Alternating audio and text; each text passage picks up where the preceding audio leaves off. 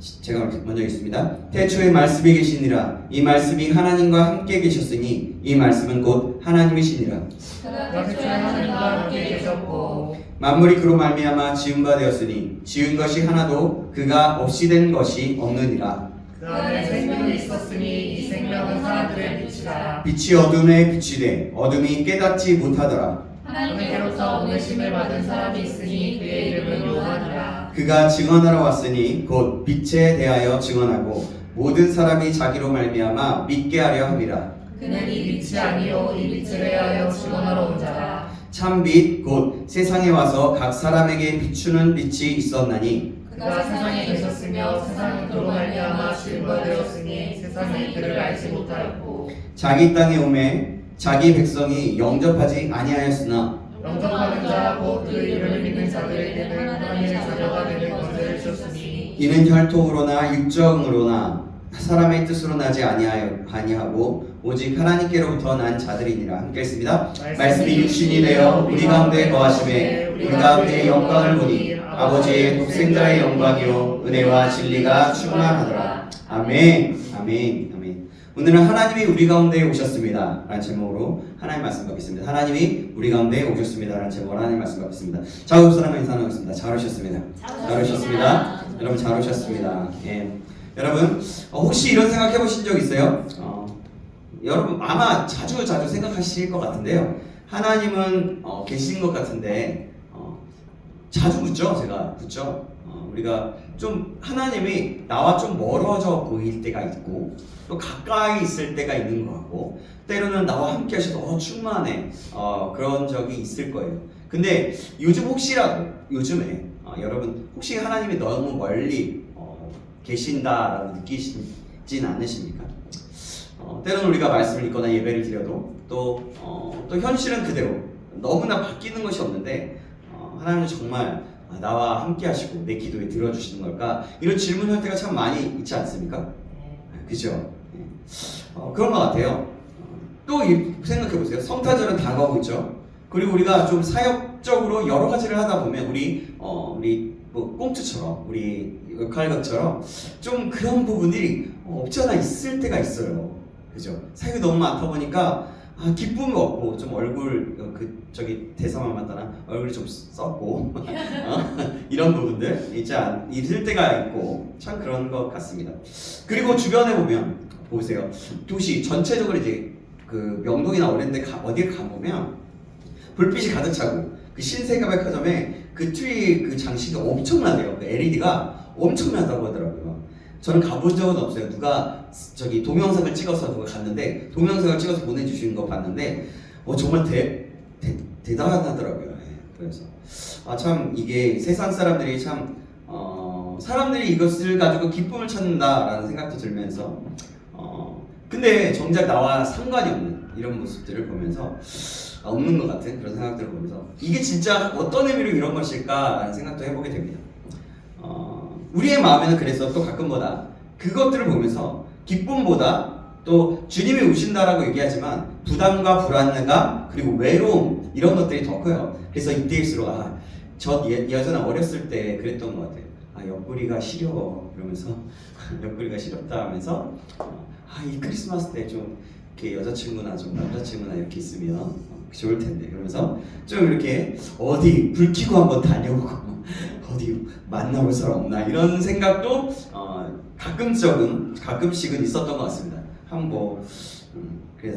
그래서 또 마찬가지로 내년에는 이런 삶을 살아도 될지 내가 잘 살고 있는지 뒤처진 것은 혹시 아닌지 이런 질문을 하게 돼요. 그래서 이런 질문 그러면서 생각을 하면서 이런 거죠. 하나님 도대체 내 삶은 언제 꽃이 필 날이 있습니까? 라고 생각하기도 합니다. 근데요 여러분 생각해보세요. 하나님은 도대체 어디 계십니까? 하나님 정말 내 삶에 꽃이 피게 될 일은 언제입니까? 라고 물을 때 본문은 아주 명료하게 얘기해요. 자, 오늘 보면 1장 14절 말씀 우리 한번 같이 한번 읽어볼까요? 시작. 말씀이 육신이 되어 우리 가운데 거하심에 우리가 그의 영광을 보니 아버지의 독생자의 영광이요 은혜와 진리가 충만하더라. 아멘. 말씀이 육신이 되어서 우리 가운데 오셨대요. 이미 오셨다는 거예요. 이미 함께 하신다는 거예요. 그러니까 성탄은요, 멀리 계시다는 그런, 하나님이 정말 내 곁에 계시는 것 같긴 한데 잘 모르겠어 라고 생각할지라도 우리가 느끼지 못하고 우리가 알지 못하는 거지, 항상 함께 하신다는 거고, 말씀이 육신이 되어서 우리 가운데 오셔서 계시다는 거예요. 절대로 멀리 계신 분이 아니라는 거죠. 그러니까 우리가 어떤 사고와 생각들을 가지고 있을 때 성경을 보면 우리의 사고와 생각들을 완전히 깨뜨려버리는 경우들이 되게 많아요. 그래서 되게 어려워. 아니 뭐야 대체 하나님 무슨 말씀을 하는 거, 무슨 의미야 라고 생각할 때도 있고요. 정말 이 같이 있다고 하는데 말은 알겠는데 정말 내 안에 계실까, 이런 생각들을 하게 되는 경우가 있다는 거죠. 근데 요한은 예수님의 탄생을 아주 독특한 방식으로 설명하고 있어요. 오늘 본문에 말씀이 육신이 되었다라고 얘기해요. 여기서 말씀은 우주를 창조하신 하나님, 그러니까 모든 만물을 창조하신 하나님, 질서와 능력과 생명의 근원에 계시는 분을 뜻합니다. 그런데 그 하나님이 육신이 되었다는 거예요. 더 놀라운 표현은 이것입니다. 우리 가운데 거하시며 우리 가운데 함께 하신다는 거예요. 이 말을 원어로 보면 이게 이런 뜻이에요. 천막을 치고 함께 사셨다는 거예요. 그게 뭐냐면 우리와 함께 계신다는 그게 그냥 옆에 계시고 이게 아니라 우리와 함께 사셨다는 거예요. 사실 나와 함께 옆에서 같이 내 같은 공간에서 같은 우리 인간적인 모습에서 우리 인간적인 사고에서 같이 함께 하셨다는 거예요. 그러니까 같이 치고 천막을 치고 같이 옆에서 사셨다는 거죠. 하나님은 우리를 통해서 이렇게 해서 통제하신 분이 아니라 우리 인생 한가운데로 들어오신 분이라는 겁니다. 하나님은 저와 여러분의 인생을 멀리서 평가하시는 분이 아니라, 다시 한번 얘기합니다. 같은 공간, 같은 시간, 같은 아픔 속에서, 같은 삶 속에서 계시는 분이라는 거예요. 예수님은 인간의 몸을 입으셨다는 사실만으로도 이미 엄청난 의미를 가집니다. 그분은 어떤 의미냐면, 우리가 많이 들어봐서 알 거예요. 피곤함을 아셨어요. 배고픔도 아셨고요. 외면당하는 아픔도 아셨습니다. 기도에도 응답이 없는 것 같은 순간도 아셨어요. 예수님은 우리보다 더 높은 자리에서 왜 그것도 못 견디냐고 말씀하시지 않으세요. 예수님이 때로는 책망도 하시죠. 그러나 예수님이 그러시는 게 아니라는 거죠. 오히려 이렇게 말씀하시는 거예요. 내가 그 마음을 안다. 내가 안다. 너의 눈물 내가 같이 흘렸다. 그 길 내가 먼저 걸어봤다 라고 말씀하시는 거예요. 그러면서 내가 너와 항상 함께 있는 거다 라고 말씀하시는 거죠. 성탄은 하나님이 인간을 이해하게 된 날이 아니라 하나님이 인간의 삶을 이미 알고 계심을 드러낸 날, 그러니까 그래서 이 자리에 오신 날이라는 겁니다. 여러분, 예수님이 왕국에서 태어나지 않으셨죠. 그죠? 사람들이 박수치는 그 무대에서 등장하지 않았어요. 말구유, 냄새나고 불편하고 초라한 그 자리, 우리 가운데 그 가운데 오셨다는 거예요. 사실 우리의 말구유라는 것은 굉장히 냄새나고 아주 귀찮아요. 초라하잖아요. 그러니까 우리의 삶이 그렇다는 거예요. 우리의 삶이 그렇지만 그 자리에 오셨다는 거예요. 이것은 어떠한 메시지 속에서 그냥 우연으로 이루어진 것. 내가 너와 함께 할게. 그냥 뭔가 이렇게 해준다라는 의미가 아니에요. 하나님이 높은 자리에서만 만날 수 있는 분이 아니라 낮은 자리에서도 반드시 만날 수 있는 분이라는 거죠. 나의 삶 속에서 어떤 큰 은혜의 자리에서만이 아니라 나의 작은 삶에서도 하나님을 만날 수 있다는 거죠. 혹시 여러분 가운데 나는 지금 너무나 부족해서 하나님을 말하기 민망합니다 라고 느끼시는 분이 혹시라도 계십니까? 잘 모르겠습니다. 성탄은 바로 그 생각과 그 마음을 깨뜨리라는 거예요. 부족함이 하나님의 임재를 막지 않는다는 거예요. 오히려 그 자리가 하나님이 가장 기꺼이 찾아오셔서 우리를 만나주시는 그런 자리라는 거예요. 요한은 예수님을 이렇게 증언합니다. 은혜와 진리가 충만하다.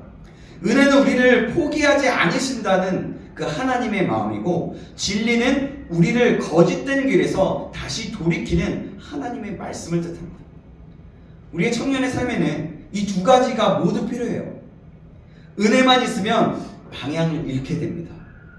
진리만 있으면 숨이 막힐 수가 있어요. 그런데 사실 진리가 완벽하고 완전한 거지만 우리가 인간이 느끼기에 그럴 수 있다는 겁니다. 그런데 예수님 안에는 은혜와 진리가 함께 충만하다는 거예요. 함께. 그래서 성탄은 우리의 인생을 덮어주는 날이 아니라 우리의 인생의 의를 다시 세워주시고 다시 일으켜 세우셔서 함께 가게 하는 그런 날이 된다는 거죠. 그리고 또 요한은 말하죠. 우리가 그의 영광을 보니, 중간에 보이죠. 14절 중간에. 그러니까 여기서 말하는 영광은 우리가 알고 있는 그런 세상의 어떤 성공이나 자랑이나 스펙이나 내 생각과 내 어떤 결과물이 아니에요. 하나님의 영광은 상처받은 인생이 회복되는 그 과정과 실패 후에도 다시 일어서는 믿음과 포기하지 않고 하루를 살아내는 그런 성실함, 바로 그 속 안에 있는 거예요. 사랑하는 여러분, 여러분의 삶이 아직 완성되지 않았다고 해서 하나님의 영광이 없는 것이 아닙니다. 오히려 지금의 그 과정 속에서 하나님은 가장 분명하게 우리 가운데 계심을 보여주고 계신다는 겁니다. 성탄 메시지는 어떻습니까? 예수님이 우리와 함께 하시고 하나님이 우리와 함께 하신다는 거예요. 하나님이 이곳에 오셨다는 거죠. 그렇죠. 하나님은 우리의 인생을 고쳐서 사랑하시는 분이 아니라 있는 그대로의 인생, 그 인생 속에서 들어오셔서 함께 걸으시는 분이다. 그래서 예수님의 이름은 임마누엘입니다. 뭐예요? 무슨 뜻입니까? 하나님이 우리와 함께 계신다. 사랑하는 여러분, 이번 성탄절에 이렇게 고백할 수 있기를 간절히 소망합니다. 하나님, 제 삶이 여전히 불안전하지만 그래도 앞이 미래가 뭔지 모르겠지만 그래도 주님이 여기 계심을 믿습니다. 주님이 나와 함께 계심을 믿습니다. 내가 그 길로 따라가고 싶습니다. 하나님, 내가 하나님과 함께, 주님과 함께함으로 걸어서 주님의 뜻 알고 이제는 그것의 작은 것에서 순종하면서 그 주님이 나와 함께 하시고 이루시는 그 모습을 기대하면서 기뻐하며 나아갈 수 있도록 도와주세요 라고 기도할 수 있길 바랍니다. 그래서 이번 성탄이 어떤 행사로 나아가는 것이 아니고 하나님이 나와 함께 하셨기 때문에, 하나님이 이곳에 나와 함께 하셔서 내가 하나님을 찬양할 수 있고 하나님이 나와 함께 하셔서 내 인생이 복되고 은혜의 길로, 은혜 보좌로 나아갈 수 있다는 것을 기억함으로써 그분과 함께 분명하게 손을 잡아 그분과 함께 그 자리를, 그 한 걸음 한 걸음을 내딛으며 걸어갈 수 있기를 주님의 이름으로 축원합니다. 네. 이것이 어떻게 가능합니까? 하나님이 우리와 함께 하시기 때문에. 분명 제가 아까도 얘기했지만 분명히 하나님은 또 우리의 인생을 그렇게 하면서 고치시고 사랑하시고 인도하시는 분이시기도 합니다. 그러나 여기에서 말하는 메시지, 정확한 것은 우리 인생 속에 들어오셔서 함께 걸으시는 분, 우리와 함께 하신다는 분, 이 사실을 기억하면서 하나님께 영광 돌릴 수 있기를 간절히 소망합니다. 기도하겠습니다. 하나님 아버지, 하나님의 영광을 내려놓고 우리 가운데 오신 예수님을 바라보고 찬양합니다. 우리의 삶 속에, 현실 속에 보면 참 도망치고 싶을 때도 있고 이거 다 때려치고 그냥 피해버리고 싶고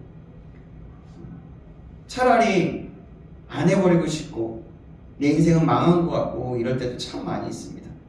그러나 하나님, 이미 함께 계셨던 하나님을 오늘 말씀을 통해서 다시 볼 수 있도록 하나님을 온전히 바라보고 하나님의 계획과 그 은혜를 기억하며 나아갈 수 있도록 도와주시옵소서. 이 성탄절 한 우리의 삶이 주님이 거하시는 그런 장막이 되게 하시고 두려움보다 하나님의 임재를 선택하는 믿음을 허락하여 주시옵소서. 그래서 주님과 함께 날마다 걸어갈 수 있도록 인도하여 주시옵소서. 감사드리며 살아계신 예수 그리스도의 이름으로 기도합니다. 아멘.